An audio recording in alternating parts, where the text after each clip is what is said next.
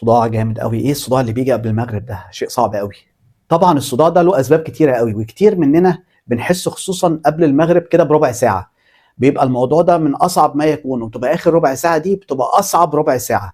وكلنا بنعمل مشاكل في التوقيت ده. اسباب الصداع يا جماعه كتيره قوي، منها مثلا عدم انتظام النوم. في ناس بتحب تبدا يومها متاخر، يعني 3 العصر. فعدم انتظام الساعه البيولوجيه خصوصا في شهر رمضان مع السهر الزياده، مسلسلات وافلام وقوم اتسحر وحاجات كتيره كده، بتلاقي الموضوع ده لسه جسمي ما اتعودش. فده سبب.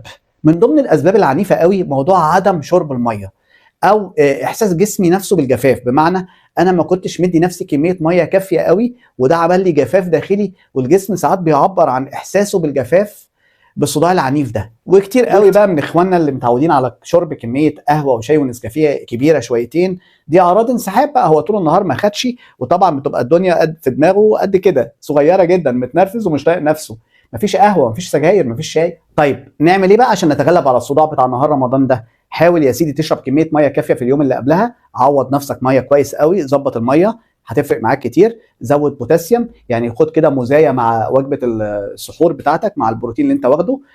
ما تتعرضش للشمس، حاول، عشان الشمس دي هتعمل لك صداع عنيف قوي. ولو الصداع اتكرر معاك بشكل عنيف قوي وايام طويله قوي، لا يبقى لازم تلجا لدكتور. دكتور محمد حسنين، استشاري التغذيه العلاجيه.